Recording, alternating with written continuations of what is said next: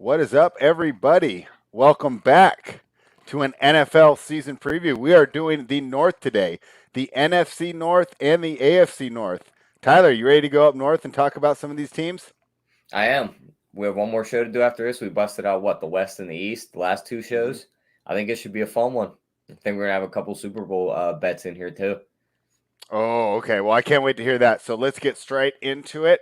And the first team that we are going to talk about is the Green Bay Packers, who, of course, made the NFC Championship game last year. Of course, fell short due to that kick, man. That's got to be hard to get over if you're Aaron Rodgers and the rest of the team. And then once again, failed to add anything to help out Aaron Rodgers. He's posting last dance pictures with Devontae Adams, right? Tyler, what do we make of this? I'm seeing the regular season win total sitting at 10, juiced to minus 157. So I'm assuming there's a 10.5 somewhere, at a normal juice rate. What are you looking at for the Packers? It seems like over 10 is pretty easy, huh? Yeah, 13-3 the past 2 years. They do have that 10.5 at FanDuel, by the way. It's minus 120. Mm-hmm. And then, my worry about this team is they brought back Kevin King to play opposite corner of Jari Alexander. Mm-hmm. And we've seen Kevin King get torched in that Tampa Bay game. And that's just been a key weakness for them, is their pass defense opposite of him. They didn't go out and get another corner in free agency. They drafted one in the first round, but do we really think a rookie's going to hit the ground running? I'm not sure about that. So it's like, and they get into that spot where, remember when Oakland had Nnamdi Asomugha, and it was almost to that point where it's like, just don't throw to his side. Like, why would you throw at that guy? Yeah. That's going to be where Jari Alexander is in about a year. So they need to get him some help on the other side, or they're just going to keep throwing the ball over there. But 10.5 does seem short for this team. They should just keep chugging along. 11 games should be easy for this team, especially in the soft division. Yeah. I agree, right? I don't see, we can sit here and we can say, well, they didn't add anything to the team, but this is a team that made the NFC Championship, and a couple questionable decisions aside, right? They had the play at the end of the half. That was really, really hurtful for the Packers' chances. And then, of course, the field goal, they could have easily been in the Super Bowl, right? And with the way the Chiefs were hurt, they were that close to a championship. So that's got to hurt. I really like that over here. Some of the things to mention is just how good the offense is, right? Like Devontae Adams, arguably the best receiver in the league. I know Jay thinks that. I'm partial to DeAndre Hopkins, but really you're splitting hairs. And if you've got either of those guys, you're doing pretty well, right? Did you look at any props and like Devontae Adams? I hate to just be like square and normal, right? But how could we not look at his with the amount of targets we're expecting him to get? That's one that I would bet would be his receptions prop. They have his yards jacked up so high, it's almost 1,300. I think that's just way too high. So if I'm betting that, I'm betting an under. Right, because injury, you'll go under. Yeah, and that's another thing. We've seen that guy been banged up the last couple of years. Other than last year, we've seen him deal with turf toe. He's had ankle problems. So it's like, I kind of like the under there. Rodgers' yards are set at 40, 45, 50 and a half. I think he can get over that just with the way they throw the ball. But, other than that, no props on the Green Bay side. No props on the Green Bay side. All right, did you want to go through the schedule? Yeah, we can go through the schedule. Let's do it. They start off the year at New Orleans. I think they can win that game with New Orleans starting Jameis or Taysom Hill. Come home, play Detroit on a Monday night. That's an easy win. So that's 2-0, I'd say. Yeah. At San Francisco, I think that could be a tough game. That's a loss. San Francisco always beats Green Bay. All right, so we're at 2-1. Home for Pittsburgh. I think they're at 3-1. At Cincinnati. Do you think they beat Pittsburgh? I think so. Okay. Pittsburgh pass defense is going to be pretty weak. Their front seven's great, but behind that's not very good outside of Minkah Fitzpatrick. Right, and if you have a bad secondary, Aaron Rodgers is going to tear you apart. Yep. Then they go to Cincinnati. I think that's another win. We got at Chicago. I think that's a tough game. At Washington, another tough game against a tough defense. So I think both of those are coin flips. So we'll say they split those games. So what's that give us? 6-2? Yeah. At Arizona on a Thursday night, I think they win that 7-2. Mm-hmm. At Kansas City, 7-3. Mhm. Home for Seattle, I think that's a win. At Minnesota, that's a win. Home for the Rams, that's probably a coin flip game, but I think they could pull Okay, that here's off. two. I would say I don't know if they win in Minnesota. Yeah, I mean They that could be a usually tough split game. Yeah, those. And even if we're wrong, right, and we say they win at home and they win on the road, like saying they go 1-1 against Minnesota, I think it's probably fair.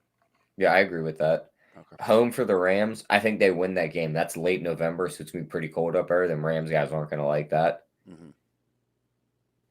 Home for Chicago, that's probably a win. At Baltimore, that could be a tough game. Home for Yeah, Cleveland, I that don't could think be they'll beat another tough one. Baltimore. I think both those games could be tough, Baltimore and Cleveland, because their run game could just give Green Bay troubles. We've seen their run defense be their That's a great weakness point. the last couple of years. And then Minnesota and Detroit to finish the year. So, I mean, I think that's a pretty easy schedule. I think they could definitely rack up 11 wins there. Yeah, Jay's in the chat. He's walking on the boardwalk listening. He thinks the Packers win total is easy money initially, but the reason it's only 10 is because they play the NFC West. What do we have them against the NFC West? I know the Niners usually beat them. We had them Even losing that to the Seattle Niners. one. They're home for Seattle, though. I still think they can win, though. I think Seattle can win, I mean. Yeah, but that's like that middle part of the year, like after Russ does his magic, like 6-week run, and then he starts to tail off. Like that's when they start to come down off the roller coaster. And I think that's really the key to that win total and them being the NFC West, because we agree that they beat Arizona even in Arizona. Yeah, well, they're at Arizona on a Thursday night. I think they beat them. Oh, they might lose that though. Road teams on Thursday nights don't do too well. Yeah, that is true. So if we give them, let's say they go 0-3 against the NFC West, then what does that knock them down to on what we just did? Let me go back through. Win 3-1, 4-1, 5-1, 6-1, 6-2, 6-3, 6-4, 13-4. Yeah, I mean, yeah. I think even with the NFC West, they seem to be almost one of the easiest teams to handicap to me. Like, I think they're going to be good. They're going to win a lot of games at home. They're going to struggle on the road, especially to cover spreads. Yeah. So, yeah. All right. So you don't go ahead. My only other worry about this team is last year we seen Rodgers have that extra motivation because they drafted his replacement. Mm-hmm. So he came in with that fire lit under his ass. We seen this offseason he really didn't want to be there. It took them restructuring the contract for him to just come into training camp. Mm-hmm. Like, what real motivation do we see him having this year? Like, he could come in and just have one of those. Well, I mean, I think he's still pissed off. I think it's going to be the same as last year. Yeah, I hope so. But we've seen those years where he just kind of gets complacent and just plays it safe, so where he's not throwing interceptions, not messing up his numbers. But I disagree there. I think he's going to be going forward again. He seems pissed off. He wanted out of there. He basically lost that little battle, right? Yeah. Because it was basically like a game of chicken, and a lot of thought that he might sit out like Carson Palmer did with the Bengals, but he did not. So I think he's going to be motivated. That's why I like the over on this win total. Yeah, I agree there. They're definitely winning 11 games. Because if you look at the lack of additions, I don't know if that necessarily hurts him in the regular season. I think that hurts him against in the playoffs against the best of the best. I mean, it's not like they needed another wide receiver to beat the Lions, right? Yeah, but they drafted another wide receiver. They drafted Amari Rodgers out of Clemson, and they picked back up Randall Cobb. So, I mean, they have more weapons. If the but Cobb's done. Is he, though? He's only 30. I mean, if he does good, then that's a credit to Aaron Rodgers because he's looked pretty terrible everywhere else he's been. Yeah. So, all right, well, let's see if he can get this done. And let's go on to the next team in the NFC North. And I'll just go by order of like predicted finishing, I guess. And I would say that next one would be the Vikings. What are your thoughts on the Minnesota Vikings? The bookmaker has them over 9 at -104. So that's a nice fair number. We don't 9's a pretty easy one for us to handicap on. So they need to go 10-7 to go over. What do you think of this Vikings team? Obviously a lot, and we don't really like to talk about like vaccinations and stuff on here. We stay away from the politics. But in this case, it is affecting the handicapping, right? Because we know that Kirk Cousins hasn't taken it. We know that his coach isn't happy about it. And we also know that the NFL has made the regulations more strict for players who are not vaccinated. And my point is, Cousins could be missing games, just out of nowhere. I think we see that more happen likely this than year any other too. quarterback. Yeah. So how does that affect your handicap? And what are your thoughts on this team overall? I like the under here because I think basically even Otter in the chat saying he's pretty bearish on the Vikings and he's already pointing out the under. I think this team solely rides on the back of Dalvin Cook. If he gets hurt, there's no chance this team is like a good team. They're not going to win many games because he's the engine that chugs his team along. He sets up the passing game because then you can't stack. You want to stack the box against them, but you can't because of the wide receivers they have. But I mean, with Kirk not having that vaccine, and that's just going to hang over this team's head every week. That's all they're going to be worried about. And eventually, I think it's going to bite him about like week 5 or 6. And he'll be out and they'll have to play Jake Browning or Kellen Mond. And that's where they'll lose like 4 or 5 games in a row. They also have a top 5 hardest strength of schedule. So they're playing a very tough schedule this year. Yeah, they are. Here's some things I think with that. Normally, I disagree that a running back means so much. And Alexander Madison, he's a really capable backup, but I think Dalvin Cook is that good. And I don't think I believe that at the beginning of last year. But really what we saw last year, and we saw Jay talk about it a lot, and he was really pushing Dalvin Cook, and that really opened my eyes to really how good this player is. I do agree with you there. One thing I think that we do need to talk about, though, is all the players that missed last year, most of them are going to be back. Didn't Danielle Hunter miss most of the year last year? They're missing a lot of defensive linemen. They added Patrick Peterson out of Arizona. That's going to replace Xavier Rhodes that they lost last year. So they didn't have the corner last year because they didn't really pick him up. They still have Harrison Smith at safety. I think he's a great player. Xavier Woods is the free safety. And they added Bashad Breeland, who I'm not really too big on. He's probably going to get attacked outside of Peterson. I don't know. The corners, they're a little older. They could be good and they could not be good. What do you think of this defense and all the players that are coming back, and how do you think that affects your handicap? I love the front 7, but it's another team, and this is a pass-heavy league now. Their backside of their defense just looks like it has holes everywhere. Right. I mean, Patrick Peterson, this isn't 5 years ago where he's able to lock up guys. Yeah. Like, he's lost a step. Like, you don't want him covering number 1s. And then the depth chart I see here has Cameron Dantzler as the opposite side. So, I mean, they're in for some hurting when it comes to the passing game, I think, unless their front 7's just all over the quarterback. All right. Back to that where you said running backs don't matter and how, like, we're talking about Dalvin Cook. I was listening to a podcast earlier, and they were bringing it up. They were like, running backs don't matter, but there's those 2 or 3 that actually do matter. It's like Derrick Henry matters. Right. Dalvin Cook matters, and probably Christian McCaffrey. Running backs matter when they're elite. Yep. After the top 5, they don't matter. But quarterback is different, right? You could be the 16th best quarterback in the league, and you matter. If you go out, the team's screwed. 16th best running back, it just really doesn't matter. So let's go ahead and look at some of the props for this team. I mean, or did you want to do the schedule first and decide if we want to go over or under? Let's do that. Yeah, first. I can do the schedule real quick. Give me the schedule. We start the year with at Cincinnati, so they probably start the year 1-0. At Arizona, I think that could be a tough game for them. So I'll go 1-1. Home for Seattle. Seattle's pass game should torch this defense, so I'll go 1-2. Home for Cleveland. I think they'll lose that game, so what's that, 1-3? Home for Detroit, 2-3. At Carolina, we'll go 3-3, but that could be a 3-4. Yeah. Home for Dallas, so 4-3. At Baltimore, 4-4. At the Chargers, 4-5. Home for Green Bay. Would we say they won that game when they play home in Green Bay? I think they split with Green Bay, 1-1. Okay, so we'll say they win that game. At San Francisco, that's a loss. At Detroit, that's a win. Pittsburgh on a Thursday night, that's a loss because we know Kirk Cousins can't play in primetime games. Yeah. At Chicago on a Monday night, there's another loss because there's primetime.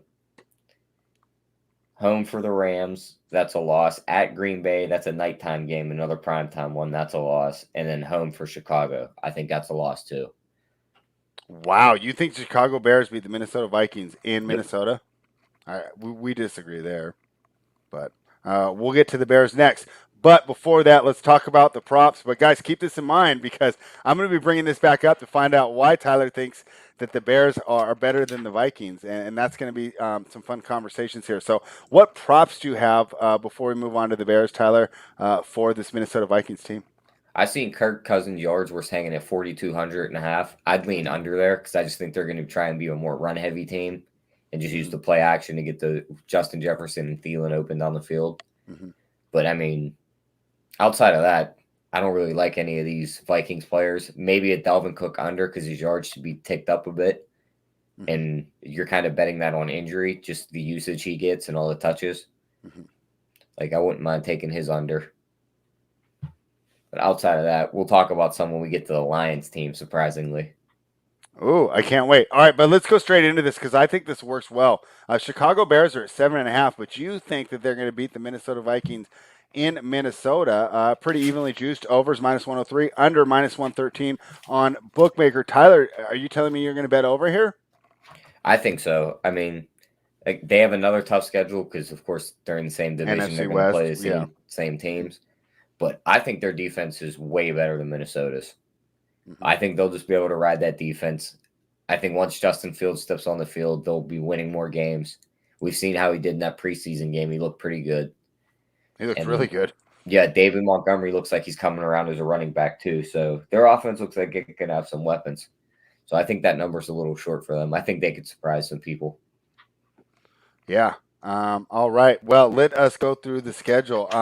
I'm kind of with you. So, Fields was one of the ones that, right, because Ohio State, right, quarterbacks always hasn't really turned out well, right?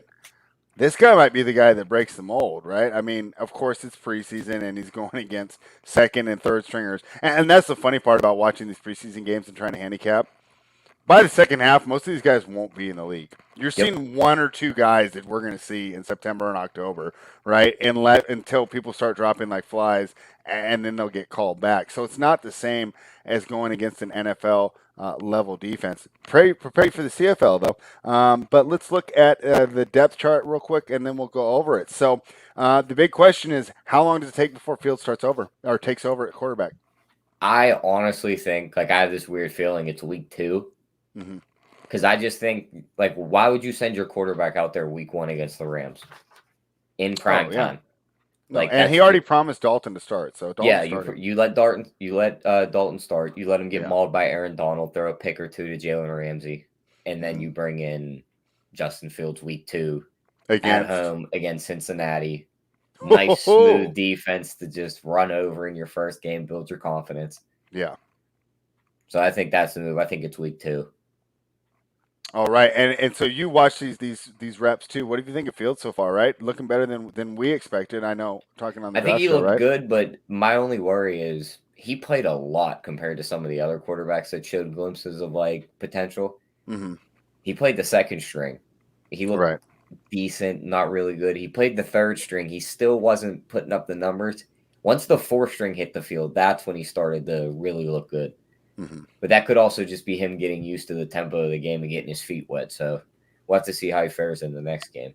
Yeah, I think this next game is going to be great. They're playing the Bills on, I don't know, Thursday, Friday, or Saturday. I can't remember what day it is, but they're playing the Bills this week, and I think that's going to be a great test for him. So let's watch that as well, and I think that'll give us a better idea of when Fields takes over. But, boy, if he's as good as he looks so far, I mean, that's going to be quite the upgrade from Trubisky last year. Wouldn't you agree?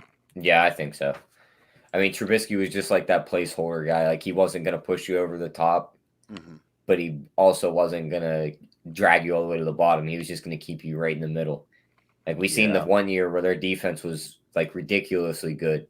All he did was play subpar all year, and they were 10-6 or something like that, 11-5. Yeah. So I mean, all you need is average quarterback play when you got a defense like that. Yeah, let's talk about that defense real quick, and then we'll go through the schedule. Akeem Hicks, right? Big key to this team. Last year, I thought that was kind of an easy way to bet this team. When Hicks was out, they weren't that good. He means Yep. a lot to this team, and I don't think that the books were adjusting enough for him being out. So he's a guy to keep on your radar when it comes to handicapping these games game to game. They got Tonga.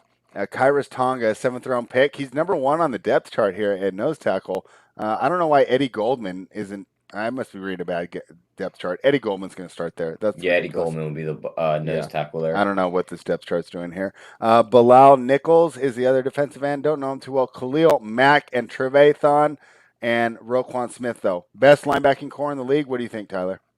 It's definitely up there. I mean, Robert Quinn's on the other side too, so I mean, you're just adding another guy to feast on the linebackers. Yeah, I'm a big Roquan Smith guy. I really was hoping that he ended up in Oakland, but of course he ended up in Chicago. And then at the corners, we got Kendall Vildor, who I'm not really that familiar with. I think was Akamara on the team last year? Or was that the year before?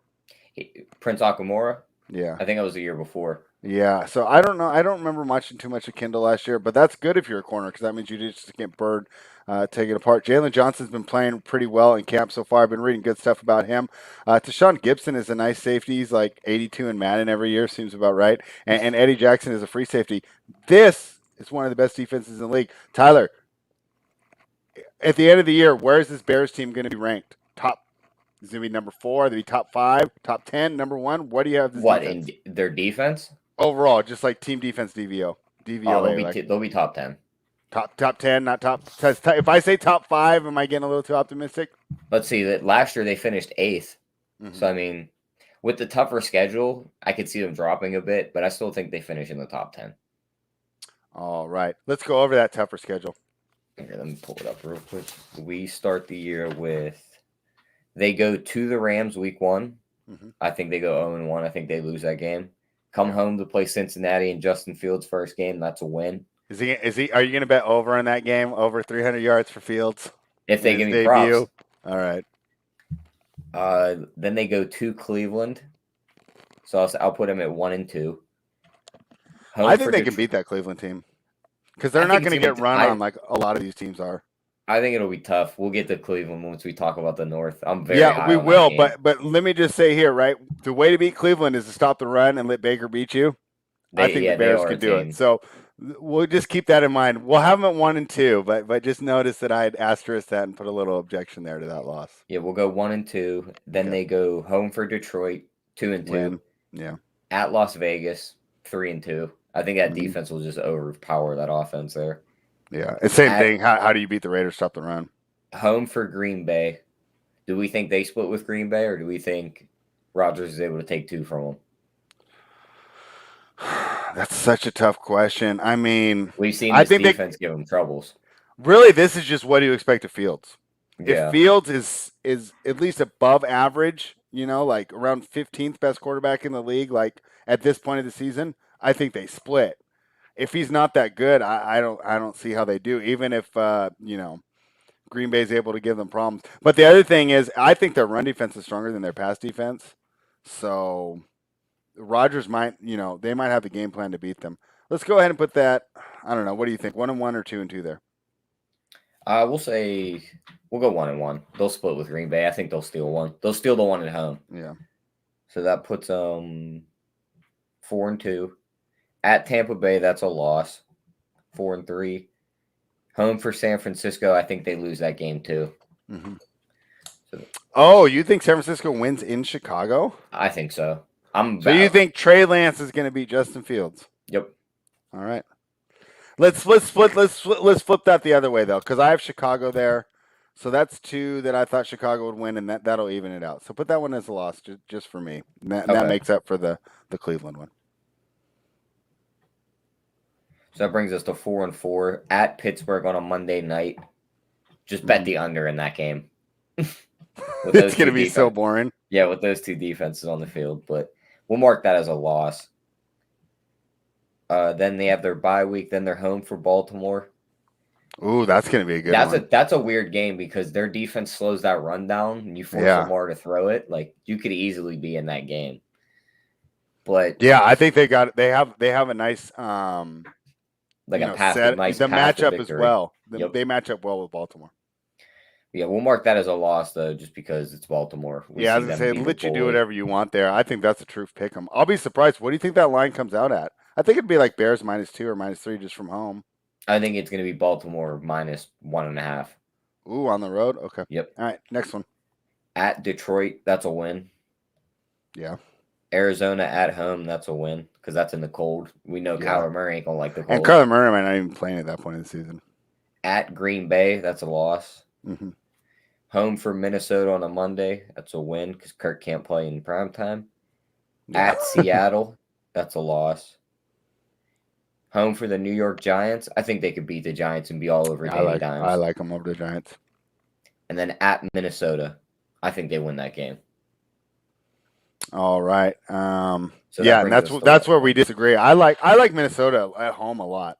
I think they're really good in that dome, and I think the speed of the receivers really picks up there, and that's where I think they'll be able to take advantage of, the fact that it happens a lot, right? Because everyone that would be a good cornerback, they're all playing in summer league right now. So, it's not surprising me that a lot of these teams are good against the run and they have terrible secondaries. But yeah, that we'll brought split. their We'll split on that 9 one too. 8. So that's up over that 7.5 win total for the Bears. All right. I hate to say it, but I agree with you, and I think that Coach Nagy got a lot of flack last year, right? Or just overall in general. But his quarterback was Mitchell Trubisky. Like, what was he supposed to do? Like, does Vince Lombardi or Bill Walsh make Mitch Trubisky good? I mean, it was a failed draft pick. The GM forced him to stick with it. And, after eight games through the season, the team knows, like, we're not going to win with this guy. The defense is kind of like, all right, guys, let's go get another stop. On the field too much, too. Yeah, let's go get another stop so they can do a 3 and out, and we can be back out here in 45 seconds of elapsed game time. I agree with you there. I do like that Bears over. So that's a lot of fun. And let's go to one that I think that we're going to love the under, because when we do the schedule, how are we going to find wins for this team? Yeah, this one's going to be ugly. And so over 6 5 hardest schedule in the NFL, and with this team. Yeah, I'm sorry if I did not prep it. We're the last team in the NFC North, the Detroit Lions, over 5 games on a new 17-game schedule, juiced to +114. Tyler, talk to me about your thoughts on this team. I mean, this team, I'll just read you their rankings from last year. Total offense, 20th. Rushing, 30th. Passing, 10th. But that probably had to do a little with Matt Stafford, who's now not there. Mm-hmm. Scoring, 20th. Third down percentage, 15th. Total defense, 32nd. Rushing defense, 28th. Passing, 30th. Scoring, 32nd. Interceptions, tied for 30th. Sacks and turnover differentials, 26th and 27th. So this team is just bottom of the list in almost everything. All right. So I'm going to talk about 2 bad additions, bad roster moves, and then I'm going to go ahead and play some devil's advocate here for the Detroit Lions, Tyler, and try and see if we can find some good stuff here. The loss of Matt Stafford, man. I think Matt Stafford was underrated, and I know we disagree, and this is awesome because rather than just arguing about it to oblivion, this year we find out what he's going to be like on a good franchise. Jared Goff, there was a lot of arguments that he was, a product of Sean McVay's system. At the same time, if you watch his tape out of Cal, I mean, the kid was the number 1 pick for a reason. He's got a great arm. He seemed to be making okay reads in college. Obviously, it's much easier defenses, but to just write him off, I think could be a mistake here. The loss that I'm really worried about more than that is Kenny Golladay. That was another one. We're talking about these little hacks, like you fade the Bears when Akeem Hicks was out.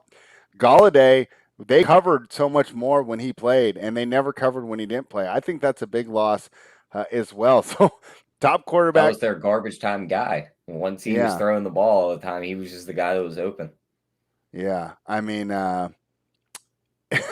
they lose their quarterback, they lose their best receiver. So, Tyler, you're probably thinking, how is he going to make a case for the Lions? I think Matt Patricia might have been one of the least popular coaches with his team in the league. Yeah, right? he was bad. And you got this new guy in here, Dan Campbell, who is so much fun that you know,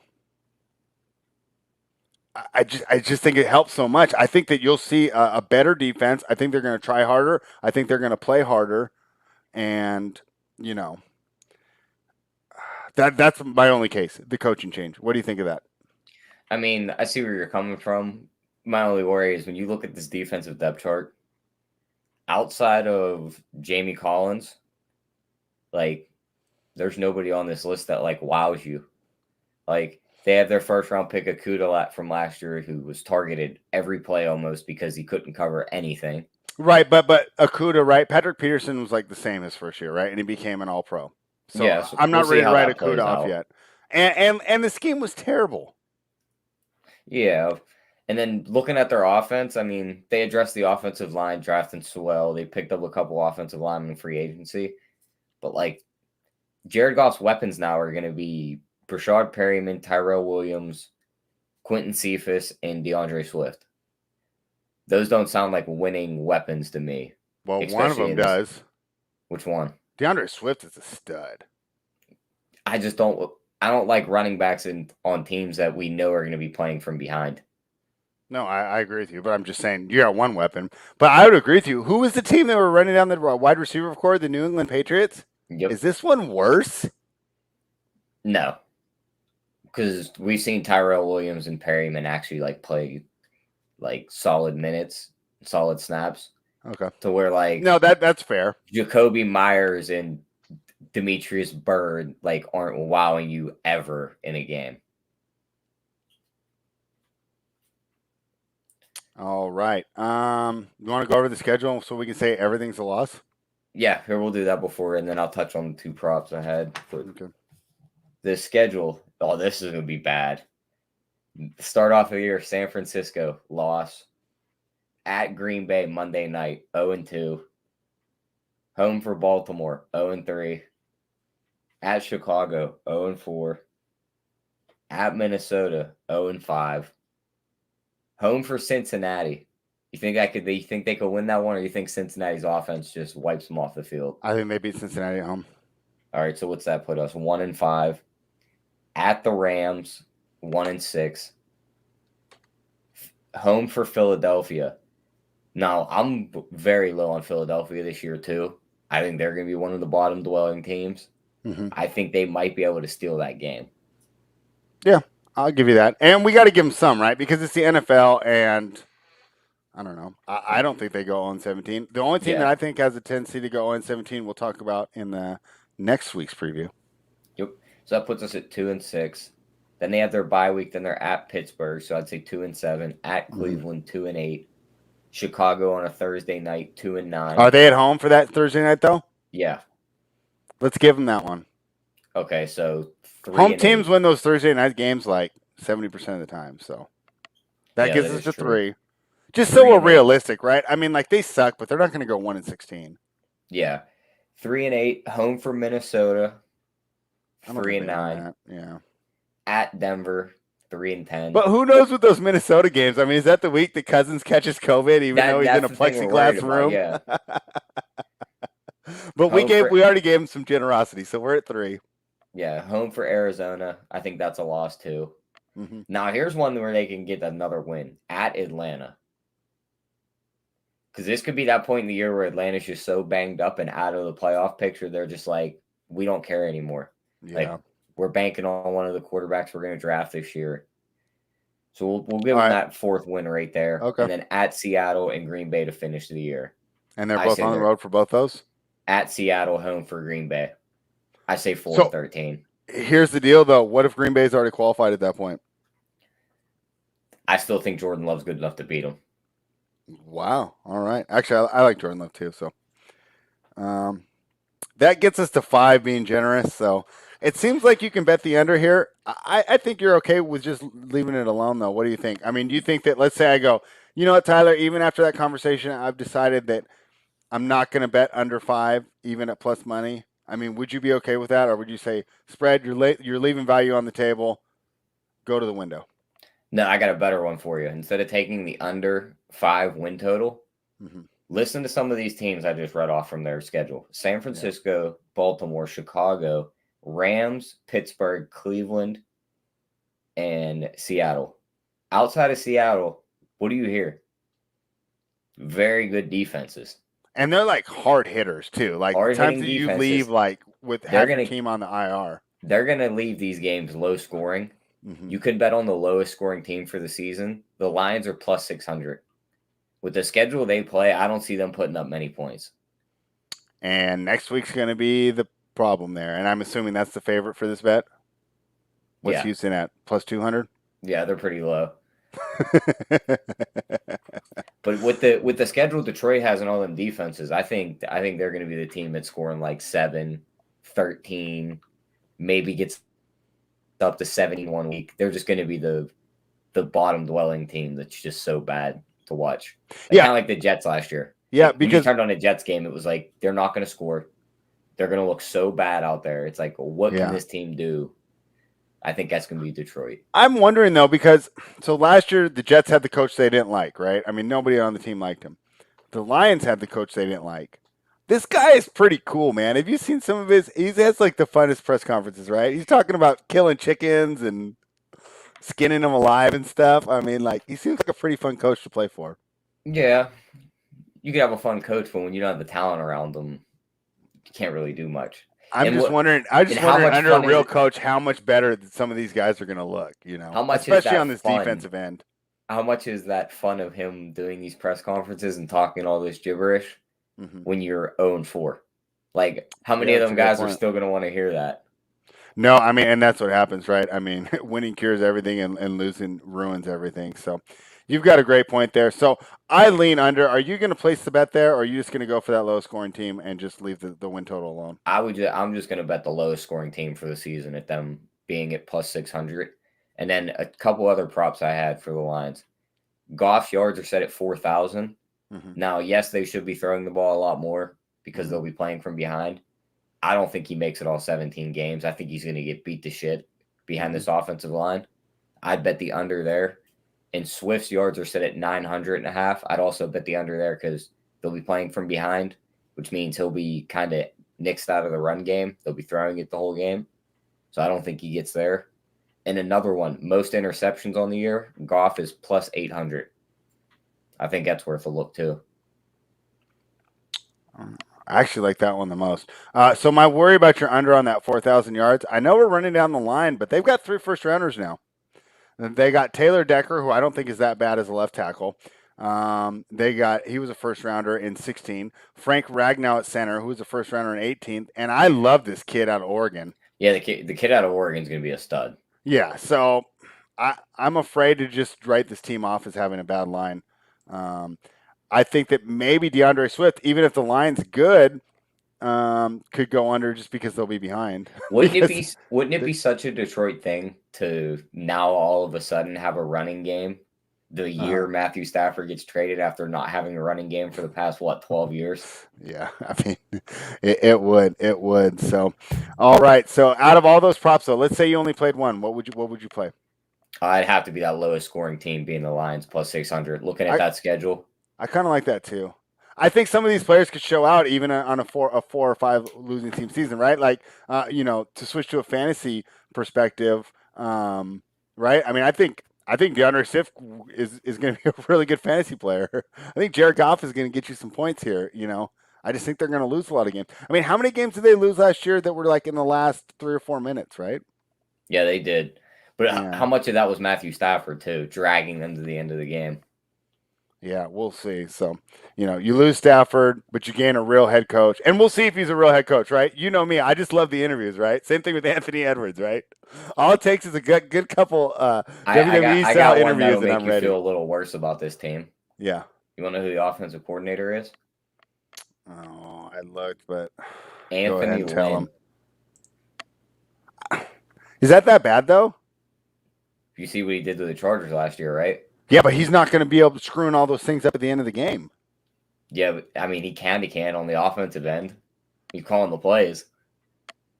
Yeah, I guess, but they're going to be way behind. It's not like the Chargers where he's going to be blowing all these leads left and right. Yeah. And from what I hear, the reason Lynn kept his job so long is because he's just an impressive human being. He's just a great guy. He's just a great guy to be around. From what I hear, you just don't want him in charge of your football team. But I heard that he's going to be a great staff member when he's not the head guy. So let's go ahead and revisit that. Unfortunately, I could get killed on this little argument because, like you said, there's not a lot of talent here. Yeah, and it could be like a Nagy with Trubisky deal. Yeah. So, who's the backup quarterback here? Do you think that he's going to get any run here? David Blau. Yeah, I mean, because Goff's going out, right? If you think he gets hurt. Yeah, I mean, I think we've seen David Blau play one game last year. Yeah, when Stafford went down. I think he did pretty good on Thanksgiving, if I remember right. I think that was the game. He gave me a cover while I was eating turkey. I think he hit the over for us because the over that was 32, and it was like all we need is a couple touchdowns. So, all right. Well, did you have anything more on the NFC North before we go out? Did you pull up like just to win the division and stuff? Like are Packers like minus 400? They're minus 140, but we missed. That's the boat it. On that. We missed the boat on that because we could have had them plus 160 when you didn't know if Aaron Rodgers was coming back. Well, when we all pretty much knew he was going to play anyway, it was just the little I'm going to get my contract restructured, hissy fitty through. All right, but regardless for that, right? Still isn't minus 140 value now that you know he's here. Yeah, I mean, you're basically banking on no injury from him. Because I mean, he gets injured, right? You could have some that's trouble. Every single team. Here, let me pull up one bet I want to see because on DraftKings you can bet on like the straight order for the divisions. I want to see what Green Bay, Chicago, Minnesota, Detroit finishes as. That'll be a lot. Because I'm assuming the chalk is going to be Green Bay, Minnesota, Chicago, Detroit, right? Yeah, that's what I would think. Let me see. That's the chalk. So if you just flip Minnesota and Chicago, and I don't hate that because I'm really wondering how this is all going to turn out with the vaccinations and them potentially missing games and how that affects the locker room. If he misses games, that's going to destroy the locker room because they're going to be like, see, we told you should have had it before the year. And Zimmer's already pissed to begin with, right? Yep. So, I mean, this is a fractured relationship to begin with. Yeah. But yeah, the odds for that ain't even that good. They have Green Bay, Minnesota, Chicago, Detroit at plus 210. And then turning around and just flipping 2 and 3 from Green Bay to Chicago to Minnesota to Detroit is plus 350. I think the plus 350 is the winner, but I'd like close to like plus 700 on that. I say you just arb them. Or you could just hit both. You could do top 2 in the division and go Green Bay, Chicago at plus 225. And you just throw out the other 2. I mean, we already know Detroit's 4th, so I don't see why you would do that. Detroit 4th is almost like the easy parlay piece, like adding Rafael Nadal and a parlay on Clay, he's going to win. Like, I mean, what happens for Detroit to do this other than just injuries to the other team? Like, I'm big on this guy, and he's got great press conferences, but right, but he's not. This isn't the worst to first team that we see every year, right? Yeah, I'd be very surprised if this is that team like 8 weeks in. We're looking at them and they're like 7-1.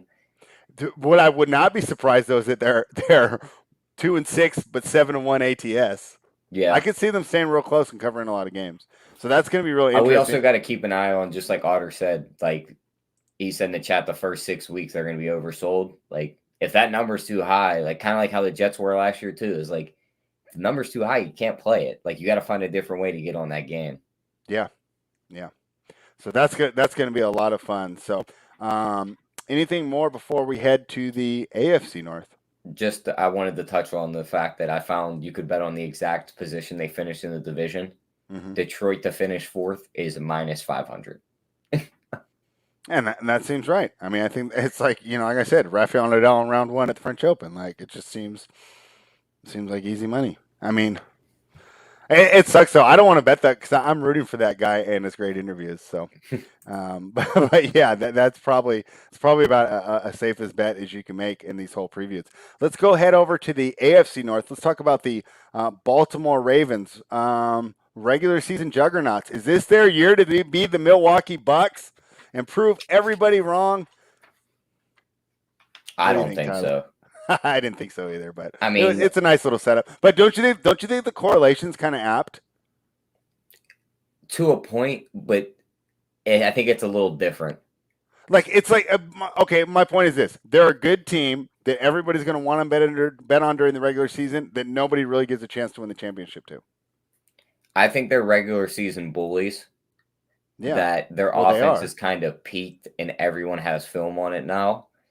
So when the game gets to that point where it's like, all right, like we're really going to start to scheme these games, like playoff games, I think that's where they just get beat by like a Buffalo, a Kansas City, and I think even a Cleveland can beat them now. The moment you force Lamar Jackson to throw the ball, the game's over. Same thing with Baker Mayfield. I mean, we'll see this year. I mean, we seen the guy throw the ball all over the field when he was at Oklahoma. Yeah, and I saw Lamar Jackson throw all the ball of his field his MVP year. I mean, yeah, but a lot of those were tight ends taking it from a 10-yard route to a 70-yard touchdown. Okay, but it gets the job done. I mean, I agree, but it's not like Mayfield's got this arm, right? It's not like he got this cannon out here. Yeah, I think he'll have a better year. But as for Baltimore, though, I think that 11's too high. You're telling me Kansas City's 12 and a half. Oh, we got to do the schedule then because I like the over here. Like you said, they're regular season bullies. It's like them against a crappy team is like it's a pretty good bet. You know, even laying double digits. Yeah, but they have the second hardest schedule in the league. But here, I'll run it down. Yeah, let's do the schedule. Maybe I'll see the light after we go through these games. Over 11, minus 106. Under 11, minus 110. Thank you, bookmaker, for giving me even Joes. Go ahead. At Las Vegas to start the year, 1-0. Yeah. At home for Kansas City, they just real quick. Can I jump in on the Las Vegas thing because I got to share a joke that Brent Musburger put on Twitter today. Let me hear it. So Allegiant Stadium just switched, and the reason my buddies and I were all talking about this because we were going to travel down and go to a game. Oh, the vaccine thing. Yeah, and Brent Musburger said, "Hey, that was pretty smart of this guy to set the rule that no unvaccinated people in Allegiant Stadium because now Lamar Jackson won't be allowed to walk into the stadium. Take the Raiders +5." But all jokes aside, you're right. I think the Ravens win week 1. What's week 2? Kansas City. I think they lose that game. Of course. At Detroit, so that'll be 2-1. Mm-hmm. At Denver, 3-1. Home for Indianapolis. I think that could be a tough game with that defense. Those guys should be back too, Quentin Nelson and Carson Wentz. All right, we'll give that one a loss, but the next one we're torn on goes to the win column. Okay. Home for the Chargers. I think they beat them. At home, yeah. Home for Cincinnati. They win that game. Mm-hmm. Home for Minnesota. Win. I like them at home. Minnesota sucks on the road. At Miami on a Thursday night. Loss. Yeah, talk about an under game, huh? Yeah, that'll be an under game. Yeah. At Chicago. I think we gave that game to Chicago, didn't we? We'll have to go back and rewatch the video. We'll just mark that as a win for Baltimore. Okay. Home for Cleveland. I think they split with Cleveland, so we'll give them the home. We did give it as a win to Chicago because we said that their defense could stop the run and Lamar Jackson wouldn't be any good. Okay. All right. Yeah, home for Cleveland. They'll win that game. Mm-hmm. At Pittsburgh, loss. At Cleveland, loss. Home for Green Bay. I think that could be a weird game. What do you think? That could be one of those weeks that's like deciding home field advantage and like the first and second seeds in both conferences. So that game could mean a lot. Yeah, I like the way they match up though. They got a great secondary, man. Yeah, Marlon Humphrey, Marcus Peters, Taven Young. I got Chuck Clark at my strong safety. They drafted Brandon Stevens here. I don't mind giving that to Baltimore. All right, so we'll give them that one. Plus, Aaron Rodgers is like 500 on the road. At Cincinnati, win. Home for the Rams. What do you think about that game? That defense, I think, can stifle that run. That's a tough one. Which way did we go? Let's give them the win because we gave them the loss on the other close one, right? Yeah, and then home for Pittsburgh. We'll give them a win there. So what's that? 2, 4, 6. That's 12-5. All right. See, Tyler, I knew the over was the way to go. And I just don't think there's enough enough of an edge there to take that over. Okay, and I'll agree with you. As a bet, I think you can make a good argument. This is a good no play. But I'm saying if we have to do like some sort of pool where we pick every single regular season win total, I'm going to pick over. Just because it's like I know they're going to beat the crappy teams. Like they're not going to do that stuff like when the Rams lost to the Jets last year. Yeah, they don't do that. They just don't do that type of stuff. Yeah. I mean, this team hasn't lost a preseason game since like 2014. Yeah, that's just ridiculous, huh? Why don't we just bet Ravens preseason and just retire, right, Tyler? Yep. We only work 4 weeks a year. All right. Do you have props for this team? I seen Lamar Jackson's yards are set at 3,450 and a half. I think that's a little low. Yeah. His rushing yards are like 900. You got to think they're like kind of telling him like you got to kind of calm down on the running a little bit. Like we need you to last for like 10 to 12 years. I guess, but do you even really need him to last 10 to 12 years? I mean, I think when you draft a guy like that, you got him till 30, and then anytime after that, it's like... Yeah, it's like you just... Like, what was Michael Vick after 30, right? He had a jail arm. That was about it. That jail arm could put that ball like 75 yards down. Well, Jackson will still have that too, but we know that just having an arm, I mean, Rex Grossman had an arm too. Yeah, very true. But I mean, yeah, outside of his passing yards, nothing on there for me because, I mean, the running backs are going to be split. We'll see Gus Edwards in there. We'll see J.K. Dobbins in there. Bateman's already dealing with an injury, so they don't really have props for him. And Marquise Brown's just deep ball or die, so I don't want anything to do with him. Oh, you mean Hollywood? Yep, same thing. Yeah. All right. So you got no props here, huh? Nope, not on Baltimore. And we lean the over, but we don't think it's strong enough to make a bet. I lean under, you lean over.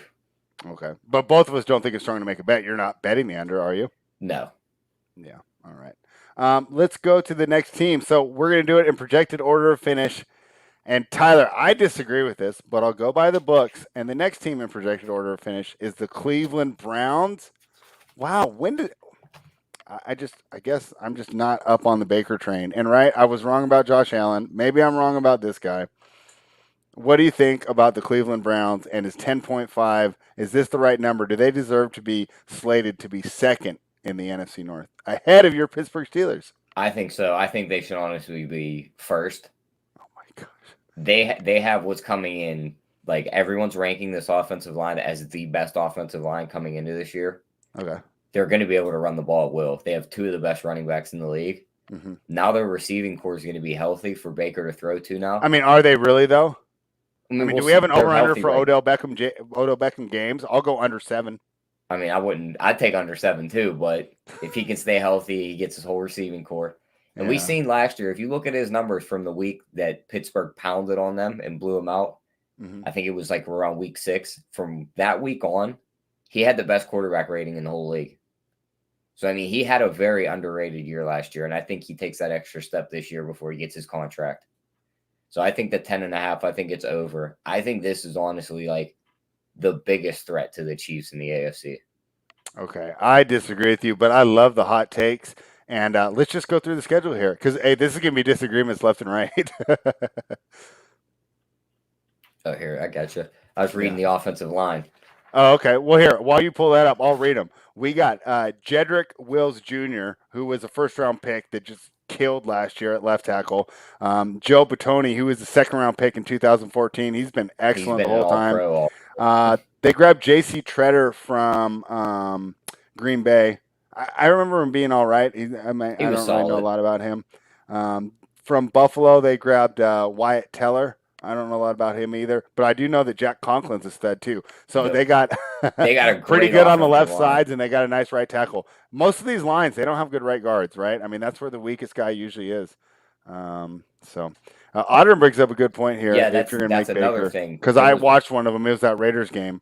Yeah, the multiple games where the Raiders like 40 mile an hour winds where it's like you can't throw the ball. Like if you throw the the live under was like 19 or something. It was crazy. Yeah. I don't think we see those games again this year. So I think Baker's numbers will definitely improve. But here, we'll go over the schedule.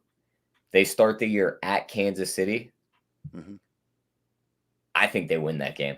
No, they don't. I think they do because I think they come out with the extra motivation. They beat us in the playoffs. We want this game back. No, but we'll mark that no. as a loss. Thank you. Me personally, they're winning that game. All right. Well, that's gonna be great. Your money line's gonna be like plus 250 on that. Yep.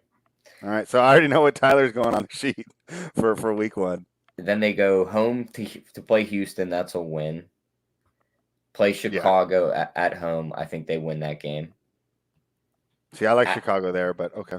But you gave me the Chiefs, so we'll give you guys that one. At Minnesota, I think that's a win. I think they lose. At the Chargers. Minnesota's so good at home, and Minnesota can run the ball too. Oh yeah, this is a tough defense too. So I mean, this defense is stacked. Are they that good? So Myles Garrett, certified set. Oh, you're right. This is a sack defense. Malik Jackson and Jadeveon Clowney's their line. My bad. I forgot that they added this defense. This players. Whole team. Like when you look at it on paper, like if this team wasn't the Cleveland Browns and I handed you a roster and said, "Look at this team," you'd be like, "This team's going to win the Super Bowl every year." I mean, I don't know about that because their quarterback sucks, and I'm not that big on Stefanski, but I know we're different on Baker, so we'll keep going. All right, but back to their schedule. Then they go at the Chargers after that Minnesota game. I think they win that game.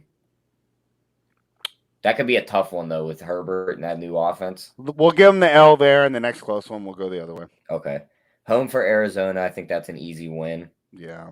Home for Denver on a Thursday night, easy win. Home for Pittsburgh, that's a win. At Cincinnati. They're not losing. They're not beating the Steelers. Yeah, they are. The Steelers' defense outside of the front seven is not going to be good. And the Steelers have one of the worst offensive lines in the league. What do you think Myles Garrett's going to do to that offensive line? They have one of the best coaches in the league. Who? The guy that can't get past 8-8 in the first round of the playoffs? The guy who's never had a losing season? I mean, keep me in mediocrity and just don't win me a Super Bowl, why don't you? Hey, as a Raiders fan, I'll pay for mediocrity right now. Give me $10 million a year to have Tomlin. Thank you. All right, before we go down that rabbit hole, let me get back to the schedule. I'm distracted. I'll go for days on that one.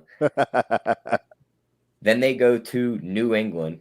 I think they win that game. Even though New England's been a tough place to play for teams, I just don't think they're going to be good this year. So I think Cleveland wins that game. I think that one comes down to, is Mac Jones good? Because Cam Newton's not. I don't think Mac Jones is all that either. I love the fact that the kid's really smart and he processes the game very fast.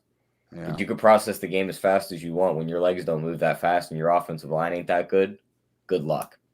Yeah, all right. I say we can give Cleveland that win there.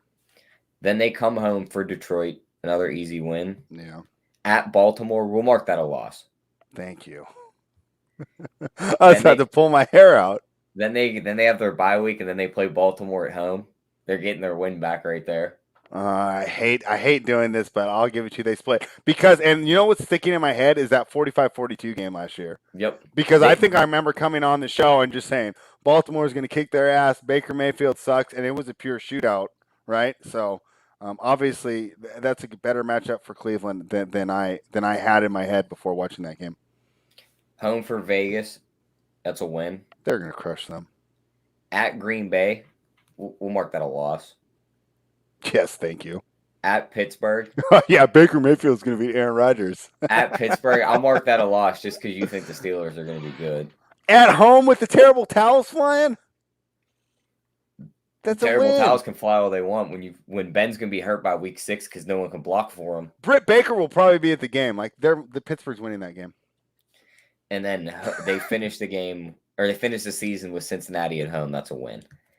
So that gets us 1, 2, 3, 4, 5, 6, 7, 8, 9, 10, 11, 12. 12 and 5.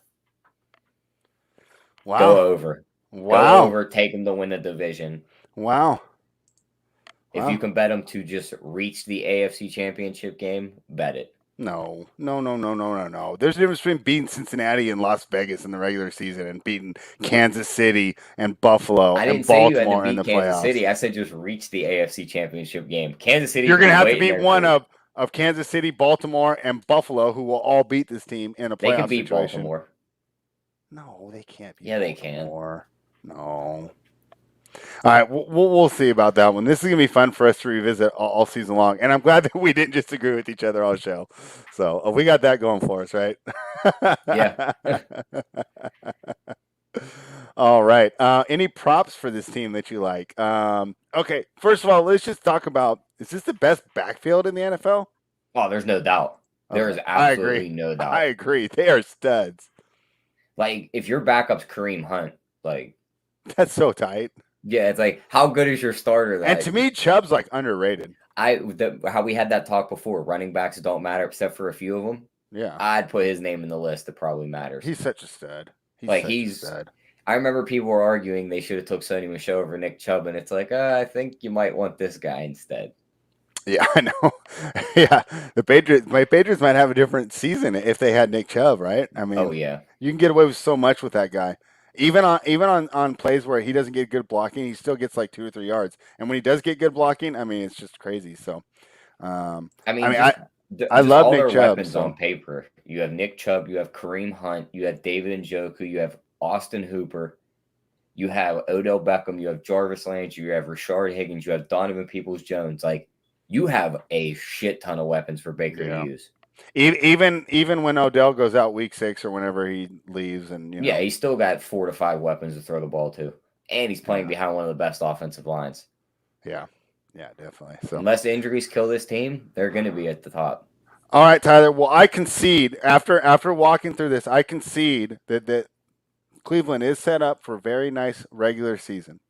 All right, but we will revisit this in the playoffs because they're not beating Buffalo, they're not beating Kansas City, and they're not beating Baltimore in the playoffs, and they might even lose to Pittsburgh. And we'll see about that. I mean, Ben Roethlisberger, he'll Hall be of Fame hurt. quarterback versus Baker Mayfield. You gotta be. Oh yeah, but props for the Browns before we move on. All right, yeah, let's do it. Over Baker's yards, it's 39.50.5. He's definitely throwing for 4,000 yards. They want him to test out his arm before they give him a big contract because you don't want to be in that Jared Goff situation. Exactly. Chubb's yards are 13.50.5 under, because you look at his carries in 2019 when Hunt was suspended. He had almost 100 extra carries than last year when Hunt played the whole season. They're just not going to run him into the ground. No, he's your third and fourth quarter guy. Yeah, like you're just use Hunt to get the lead and you use Chubb to keep it. Yep. So I think that's definitely an under. I don't see him getting to 1,400 yards when he's not going to have the entire backfield to himself. All right. Like they're just not going to run him into the ground that many times to get him there. And then some fun ones. Browns to win the division plus 150. Okay. Long shot, Baker MVP 35-1.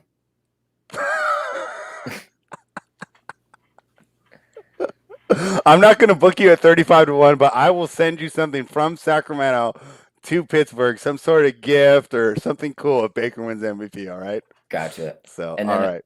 They have most sacks. Myles Garrett's plus 750. That defense I don't hate that at all. Yeah, I don't hate that at all. Especially because we went over that line, right? Like you're not going to be able to double team him that easily. Nope. What do you do? Double team him and just leave Malik Jackson and Clowney go to town? Malik Jackson and Clowney are going to get so much push up the middle. Like Clowney, oh my gosh. Clowney was betting on himself to get that big contract. I think he finally picked the right spot to do it in. Oh yeah, because he's never going to get double teamed. Yep, he's going to look like a stud again. Yeah. All right. Well, that was a lot of fun, Tyler. And hey, people can't say that I'm closed-minded. I've allowed Tyler to change my mind on the regular season, but I'm standing firm that this is not a good playoff team. Let's see how that turns out. And we will go to the next team, a team that you're quite familiar with, a team with a great, great coach. Let's talk about the Pittsburgh Steelers, Tyler. What do you think about this team? I love everything on this team. Defense is great. Well, the front seven's great. We'll say that. Okay. The backside of the defense, outside of Minka, I don't think it's all that good anymore. Joe Hayden. You don't like Joe Hayden? He's getting up there in age. But, I mean, that offensive line, how many football teams do you see lose 5 offensive linemen and have to replace all 5 of them in 1 year? Not very many. Yeah, now that is a concern. They're going to play 5 new offensive linemen, one of them being a rookie at least. There might be 2 rookies that start. Another one being a second-year guy, and a couple new guys that weren't on the team last year. That smells like just a bomb waiting to go off for me. Like, Ben's not going to have any protection. He's already brittle after all the injuries he's dealt with throughout his career. He's not brittle. He's like 6'8". Yeah, but this dude's been beat up spread. Like, he's not Tom Brady where he took care of his body and he could take a hit at this age. No, Like, but he's got the extra padding. Yeah, but that extra padding ain't gonna help when I you're know, getting I hit know. 4 times in the backfield. Yeah, I'm messing around there. That is tough. And remember, a lot of the reason I was down on the Steelers last season because I didn't believe in Ben's body. Now, it wasn't the extra hits; it was the elbow, and I was wrong about that. I didn't think he was going to come back from that at all. So, if you want to say that you don't think Roethlisberger is going to stay healthy, I think that's quite fair. Yeah, I mean, I don't think he stays healthy. His quarterback rating, like, was in the range of like a Teddy Bridgewater last year. Mm-hmm. Like, that's not going to win you in this division anything. No, not at all. So he needs to step it up, but I don't think he can anymore. I think it's over. And yeah, you drafted Najee Harris, but if your offensive line thinks you still can't run the ball. Yeah. So I think it all comes down to those 5 offensive linemen. I don't think they're going to be good, so I lean under here, but my heart's telling me to take over because Tomlin's never had a losing season. Exactly. I could definitely 8-9. And you're missing something else. You start flying that Canadian flag there. Who was that guy that you hated? Finkter? Oh, Randy Finkner. He's gone. Oh, We're rolling with Canada Dry. Do you think that's going to be a help? I mean, I think it could help a little bit, but they were running a lot of motion offenses and everything in practice and in that first preseason game. So if they're going to be doing that a lot this season, we'll see how it works. I can see a lot of false start calls on the new offensive line guys getting used to that. Kenny wants to know about Najee Harris, Rookie of the Year. Do you just think the blocking won't be good enough for that to happen? I just think the fact that there's going to be 2 to 3 quarterbacks that are just going to be lighting it up week by week, I don't think another position can win it. Okay. I'd probably agree with you there, right? Like, because I think Harris would have to have like a Zeke year when Zeke went off his rookie year. He'd have to go like 2,000 yards probably. Yeah. You figure Trevor Lawrence is throwing for 35 to 4,000. Zach Wilson's probably putting up at least 3,200. The moment Trey Lance or Justin Looks on the field, yeah, they both look good. So it's like the moment them guys step on the field, they're probably right ahead of Najee Harris. So, and I think it would depend on the Steelers being good or not. Yeah, the Steelers are 7-10, and Najee Harris doesn't have the yards. He damn sure ain't getting it. Yeah. What do you think of Dwayne Haskins if he ends up taking over for Ben? I mean, I can care less. I'll tell you what. If any person, I don't like Ohio State quarterbacks. That's my thing. If we just gave Justin Fields props like a half hour ago. Yeah, but he didn't start at Ohio State. He was a Georgia guy. He transferred. Okay, that's fair. That's fair then. Okay, but let me just make this point and then move on because I'm not a Dwayne Haskins believer either. But if there's any man that can make Haskins into a football player, it's Mike Tomlin. And is Mike Tomlin love just overblown here, Tyler? How do you guys feel about him in the city of Pittsburgh? Because I think he's just a fantastic coach and a fantastic guy. It depends on who you ask. Okay. Like in Pittsburgh, there's like fans, we call them Yinzers. That's like your diehard fans. You ask them, they're going to tell you Mike Tomlin's a god. Now, someone like me, like from the NBA standpoint, Fred, if you want to just keep making the playoffs as like a 6 or a 7 seed and get bounced. Well, there's a difference because you can get studs at pick 15 in the NFL. Yeah, but once your quarterback's getting old, don't you kind of want one of the good quarterbacks that's going to go in the top 5? Wouldn't you rather suck for 2 to 3 years and like rebuild everything, get a new quarterback? Take another swing at it. No, because the danger is you end up like the Raiders or the Cardinals and you just never rebuild. And you get Kyler Murray and your team's just so terrible and nobody wants to go there and you've lost the winning culture and you just show up and lose and all your veterans are checked out just paying for paychecks by week 7. So yeah, that's my reason that I don't think you do that. I think you do that in the NBA. Like I'm pissed at the Summer League champion Sacramento Kings. Did you see that, Tyler? They just won by 30. Oh, wow. But in the NBA, I think you have to rebuild. That's hilarious. That number got steamed all day. It opened at like -3.5. I think it finished at like they closed at -7. 6.5. Yeah. But I don't think you rebuild in the NFL. I think you retool, and I think you stick with this winning program. And if Haskins isn't the guy, I still think you can get him. I don't think you have to pick in the top 5. But obviously that's team building philosophy, and that comes down to the general manager. Let's do the schedule here so I can get us over 8.5 here. All right, and this one, hardest schedule in the league, number 1 ranked. We're going to disagree a lot, right? But yeah, this is because this schedule is You like, better not show your friends from Pittsburgh this. They're going to want to hang out with me, not you. no, my buddies are all on my side. Okay. We're on Okay. with the C right side. We're not like we're going to the Super Bowls. I Pittsburgh don't think you're Steelers going to kind Super of Bowl people. either. I just think that you're a good regular. That's what everyone team. thinks. So like we got a running back, like we're good now. No one's like Running backs don't lead you to Super Bowl. This isn't 1976. Who'd they think they got? welcome O.J. to Simpson? welcome to Unbelievable. Pittsburgh spread. They're like, we got a running back now. We're gonna win the Super Bowl. Oh, to be fair though, you guys did have the weakest running backs last year. James Conner, give me a break. Yeah, it's so Give bad. me a break. That was terrible. I mean, All that right, guy. Yeah. Okay. Let's go. Let's do schedule. Yeah. Let's see. We got at Buffalo to start the year, 0-1. Okay. All right. Home for Vegas, 1-1. Mhm. Home for Cincinnati, 2-1. See, now you're talking my language. At Green Bay, loss. Probably. Home for Denver, win. Mhm. Home for Seattle. That I think could be a coin flip game. All right. So first one, we'll give it to you, but it is an L. I get the next one. All right. At Cleveland, that's a loss. It's a win. They're getting the home All Cleveland. right, game. we'll split They're splitting Cleveland. them. We won't use that as our other one. We'll split Cleveland. Chicago on a Monday night, Where at? home. I like Pittsburgh there. All right, we'll give them the win. Home for Detroit, win. Mhm. Now, this is where their schedule turns into the hardest schedule in the league. All right. At the Chargers, I think that's a loss because they play No, terrible because on it's the a West home Coast. game.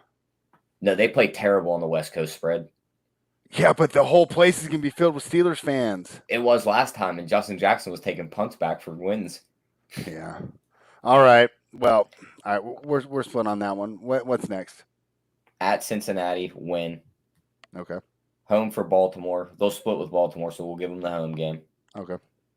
At Minnesota, probably a win because that's a Thursday night game. Kirk in prime time is just not good. Yeah, but I hate taking teams on the road on Thursday. Yeah, night. and a Thursday. Yeah, you're right. So, all right, Let's you wanna mark give that this? to Minnesota. That'll be the one night that Kirk Cousins breaks his primetime narrative. Because isn't he like 1-12 in primetime? Like he wins one. Yeah. All right, so that's JJ all. hates that narrative too. He's gonna hate this video when he watches it. Yeah, he's gonna be like, these guys just talk so bad about the squarest. What is it? The squarest He's gonna be way like, of both all the Ians are Kirk Cousins in fired. primetime. Yeah, he's gonna tweet it out. Like, have you guys heard that Kirk Cousins is bad in primetime? And then their last 4 games, they come home to play Tennessee. That could be a weird game, depending on where both them teams sit. They're in Pittsburgh. Yeah, I think Tennessee might win though. You know, I like Tennessee. yeah. Depending on how. I mean, beat up Julio Pittsburgh's Jones and defense AJ is, Brown. and Derrick Henry. Yeah, it's like that's gonna be a tough. Joe one. Hayden's gonna look pretty small. Like he's a good corner, right? But he's gonna look pretty small in that. We'll give that matchup. game to Tennessee. Yeah, let's do that. At Kansas City, chalk that up as a loss. Yeah. Cleveland at home on a Monday night. We agreed to split those, so Yeah, one so and that's one, a however win. that And then works. we said they were going to split Baltimore, so they're at Baltimore to finish the year. That's a loss. All right, what did we end up at? We ended up at 1, 2, 3, 4, 5, 6, 7, and 10. Unbelievable. They have one. They have one of the hardest schedules. Once Yeah, you hit that, when you do say that, it is. once you hit that patch after you play Chicago and Detroit, you finish Mhm. the year with the Chargers, Cincinnati, Baltimore, Minnesota, Tennessee, Kansas City, Cleveland, Baltimore. That's like running a gauntlet to finish the year. Yeah. All right, so let's say the only hope for this team, right? To say what I say, and that Tomlin always wins. Ben Roethlisberger has to turn back the clock to 2018, right? Yeah, and just become have another 5,000-yard season like he had a couple years ago. I mean, not 5,000 yards, not MVP, but he needs to be similar a to top those 10 results. quarterback. Yeah. Yeah. You can't be throwing 4-yard drag routes like you did last year. Like, it's just not going to work. Yeah. Did you hear Chase Claypool got injured today too? Excuse me. Yeah, they said it wasn't significant, though. Yeah, I just worry about that stuff when I see him. Juju Smith-Schuster, what's the attitude towards him there? I'm surprised he's still with the team. That's another one. Like, there's this weird thing in Pittsburgh. Like, you can ask, like, some people, Mhm. like, sports questions, and they'll give you, like, realistic answers. You'll ask other people, and they're just like, Juju's the best. He knocked Vontaze Burfict out. And it's like, that was, like, 3 years ago, brother. Like, what are we talking about? Yeah. But I personally think the dude's kind of stupid for not taking the money and going to Kansas City. Mhm. and just being their normal guy that comes across the middle, wins a Super Bowl, parlays that into a bigger contract. But Mhm. I mean, Why did he choose to stay? Did he say? he said he just loves the city of Pittsburgh and he didn't want to move. He wanted to win one with Ben, but I He think he didn't banked. want to move out of Pittsburgh? I think his other thing is Pittsburgh has the most cap room next year. He kind of Ah, took okay. that Okay, that team makes more that sense than team I want to friendly live deal. in the beautiful city of Pittsburgh. Yeah, he's like, I'm gonna take that team friendly deal. Maybe they'll pay me next year, like handsomely, but we'll see. All right. I do like the rest of the receivers. I think Chase Claypool is very good. I did like Deontay Johnson as well. So I do think they will have weapons if Ben can return to form, right? I mean, wouldn't you say that's a pretty good skill position core, though? The skill Harris, positions are great. It's yeah. just the offensive line stinks. But hey, can Tomlin can do that, right?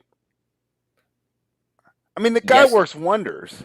yes and no, because these past like 5 to 6 years, the Steelers have had a top offensive line. Like that year Yeah. when Duck Hodges took us to 8-8, everyone Yeah. was like, "Oh, Yeah, anybody." but you had Pouncey back then, right?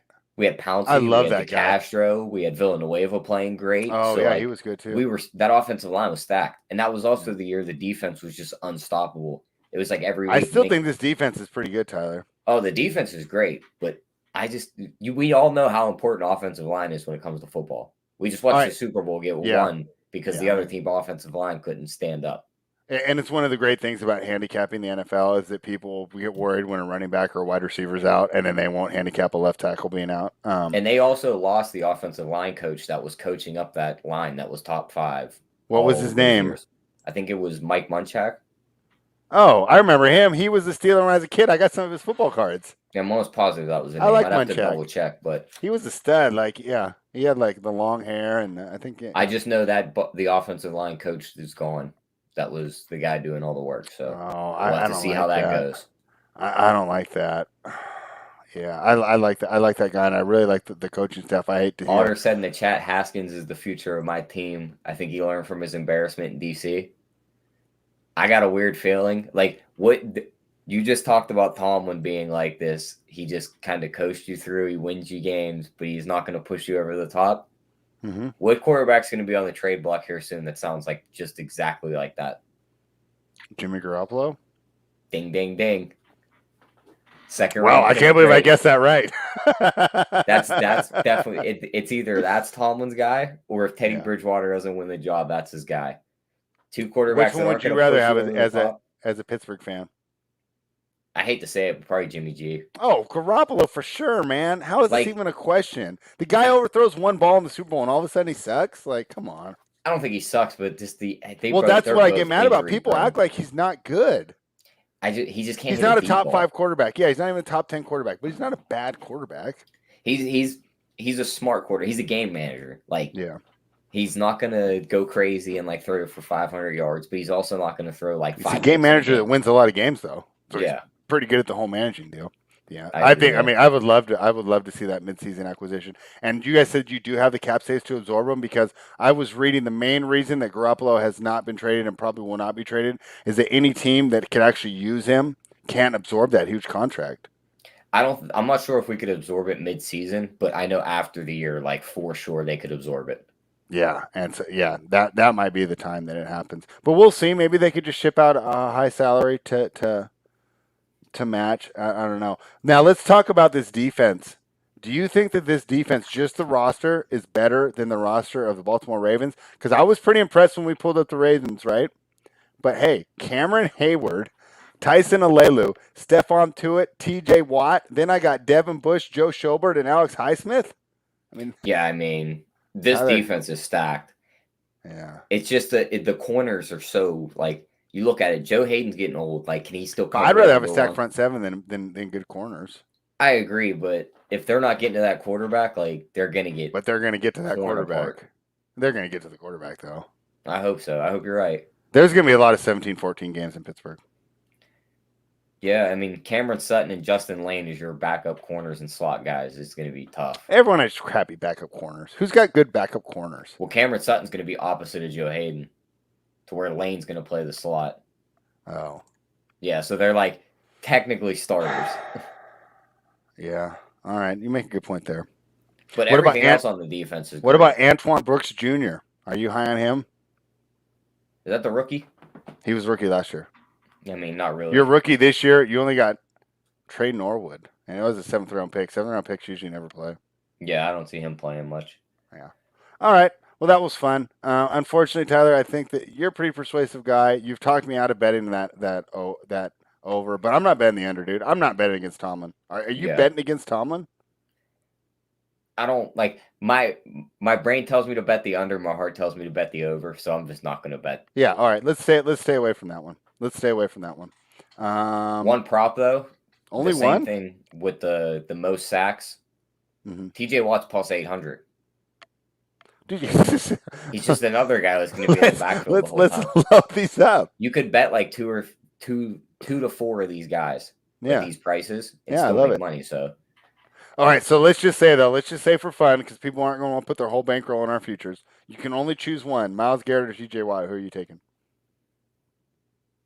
Probably T.J. Watt. Oh wow, I was going to go the other way.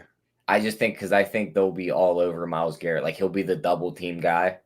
To where like when you look at Pittsburgh's defense, it's going to be like, do we double team Tuitt and Hayward and let Watt kind of come off the edge, or do we try and double team Watt and let the two big guys in the middle just eat us alive?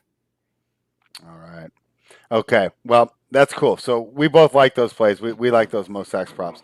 Let's get into the last team here. Who's the last team in this crappy division? Oh, I knew it. I was talking to my mom because I had to do an article about the Bengals, right? And I was like, I got to write about the Bengals.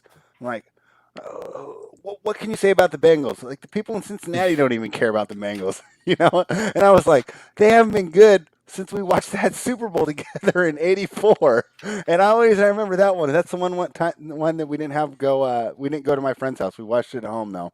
And I remember back then I didn't think Montana could lose, so I didn't realize like how great that comeback really was. But on to the Bengals here. The total at Bookmaker is sitting here at. Hold on, let me scroll down. Why are they not here? I see 6.5 minus 110 over and under. Okay, yeah, and it's a little juice to the under here. I got 6.5 at minus 103, minus 113. But that's nice because those are easy numbers, easily bettable if you like a side. They haven't juiced you out. What do you think about this team, and what do you think about this number? I think this is going to be just like I think it was 2 years ago. Jay was betting Tampa Bay's team total over every week. Mm-hmm. I think this is going to be the team you do that with this year because their offense is loaded. Mm-hmm. And you look on the opposite side of the ball, they have no defense. This is the Saints from like 5 years ago that had no defense and just scored a bunch of points. Are they even that good on offense, though? On paper, like they should be able to score 30 points easily every week. Okay, that's assuming that Joe Burrow's healthy, but I haven't seen – he doesn't look like the same player we saw last year. And a lot of times they say that ACL takes a full year before you feel like yourself again. Yeah, that could be true. So we could see some slow regression from this team. Their offensive line should be better, though. I think so. Why? Even though they passed. What do they do? What do they do to get better? They got a fourth round. No, they drafted one in the second round, Jackson Carman, and they also get back Jonah Williams, their first round pick last year that didn't play. Oh, all right. Good points. Good points there. So I mean, I still think they screwed up passing on Sewell, though, don't you? I agree. For Jamar Chase, who's supposedly not even getting separation in camp. I think it was a coin flip. I guess. Like, because you were going to need that third receiver. Like, could you get that third receiver in the second round? Maybe. But do you just take the best receiver on the board and you still get a solid offensive Was he the lineman? best receiver? I don't think he was the best receiver.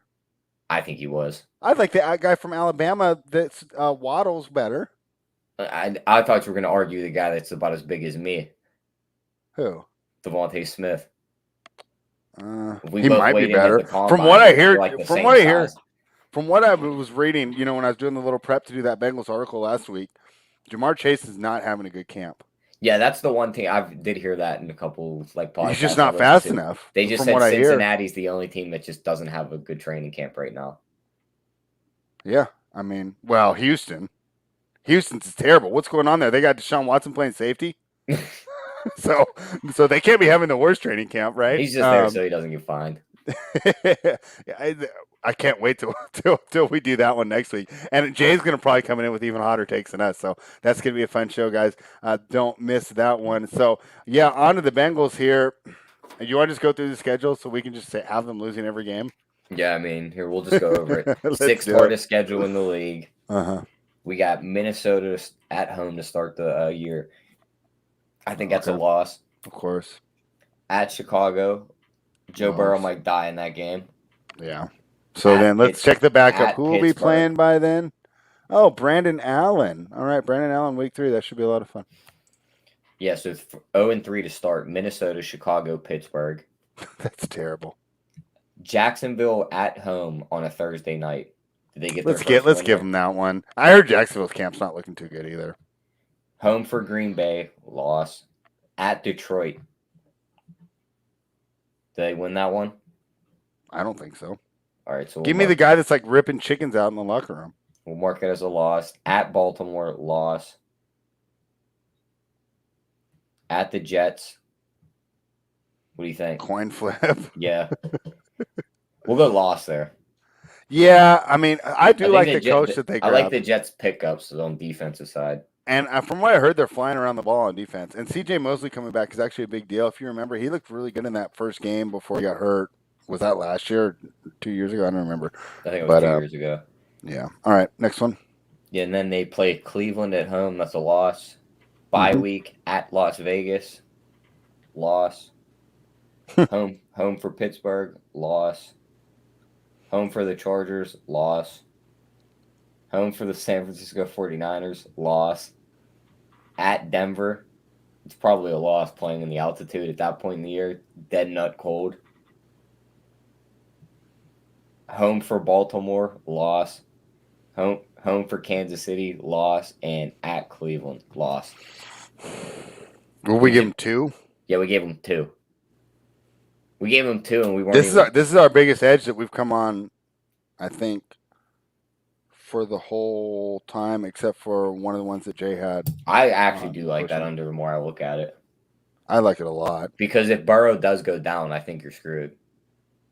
I think you're screwed either way. I don't think he's even going to get till next year. He could just be very hesitant. They say he's looking tentative. Yeah, that could be bad, and especially behind an offensive line that's like kind of patched together right now. Yeah, I still can't believe they drive Sewell alive. How do you watch your star quarterback, the first hope that your franchise has had in 5 years? How do you look at that giant scar on his knee and draft a wide receiver? Unbelievable. But it's just crazy, man. See what happens. But yeah, I lean under there. So, definitely. Kenny's saying Burrow comeback player of the year. Unfortunately, I think that he's just – it's like Carson Palmer all over again. He's just this wonderfully talented player that's going to have his career ruined, and he's not going to be remembered because he was drafted to a terrible franchise. That, and plus, I don't think you can give comeback player of the year to a guy that was in his rookie season last year. Otter says it's either him or Dak. I honestly think Dak's got a way better chance. I think it's Dak, or it's one guy. The one guy that you mentioned. The one guy, I've only seen a line for him at FanDuel. Nobody else will line this guy, and it's the offensive guard. It's the doctor, right? For the Chiefs. That was an I love that doctor story. for COVID. Yeah, I love that story. Tell me the NFL wouldn't just love to hand that man the comeback. Especially with all the crazy publicity that's coming out, because you know that Roger Goodell and the NFL brass would have liked to just be able to come out and say, we're 100% vaccinated as a league, go America, right? Yep. But instead, they got this BS in Minnesota. They got this BS in Baltimore, right? These players coming out and just basically saying, nah, I'm not doing it, And so I think that's the comeback player of the year. That's why I love that play. That's why I love that play the most. So, Kenny just put his name in there. I still can't even read it. We're just going to call him Laurent Duvernay. I'm not going with the last. We'll call him LDT. Yeah, LDT. That's it. LDT is our guy. All right. So on that note, LDT, we like for most improved. Did you have any props here? Because I'm queuing up the Cincinnati under right now, right? Yeah, I mean, Burrow's yards are set at 4,200. You got to lean under there. Mm-hmm. Let me check one other thing real quick. If we got them winning 2 games, they could easily be the worst team in the league. 11-1 to have the worst record in the league at the end of the year. Next week, though, we're going to go over the team that's easily going to blow them away, right? But that team could easily fall into a few wins. They Just because of suck. the schedule? Oh, I They haven't looked at the suck, Texans' but schedule yet. All I know is that the way they're running their camp is a disaster. They have absolutely no team, and that they might have Tyrod Taylor for the first 8 weeks. that's what I think Tyrod will play, so I think he can win them like 1 to 2 games. Yeah, 1 or 2 games. But I mean, we don't know what the Colts are going to be. The Titans are a couple injuries away. They could steal games from Jacksonville too. Yeah, they. You know, what's weird is when we were doing the Raiders, I was like, that's the type of game the Raiders always lose. Like they'll go into that game on a big high and then just blow it. So, what was their record last year? 4-12. Yeah, I mean, I see the Jets on here. I see Jacksonville. I see a Carolina game. I see a New England game I think they could possibly win. Like, there's some games they can win. Are you talking about Houston now? Yeah. Yeah. I think they have an easier schedule here than Cincinnati. Oh, I definitely agree there. So, and they have less chance of getting beat up in their own division. Cincinnati's just going to get mauled, man. I actually don't mind that Cincinnati 11-1 to have the worst record in the league. I don't mind that either. Why will not Bookmaker? I swear, I've not been able to place a freaking future on Bookmaker every single time I go red. Unbelievable. All right, well, I'm going to try and figure this out. You guys don't need to watch me do that online. Hopefully, I will be able to place this bet, or I'm going to just have to place it on Bet Online or something. Tyler, we did the NFC North. We did the AFC North. Is there anything else you want to say to everybody before we get out of here? Just one last thing. On DraftKings, you can bet the top 2 in the divisions. For AFC North, Cleveland to win the division, Baltimore to finish second, plus 300. I love that play. Right. I like that one too. So, for everybody watching, thank you for hanging out. Remember, head on over to runpurebets.com. Use the promo code BETS25 off in order to gain a membership to Run Pure Bets team. Get all access to all the plays from Tyler, myself, the Sports Keg, Joy at Work, JJ. It's a great team. Come on and join. Head on over. We will see you next week where we head down south and we get to talk about my favorite team, the Jacksonville Jaguars. Let's go. We will see you next week. Thanks everyone for hanging out. Run Pure.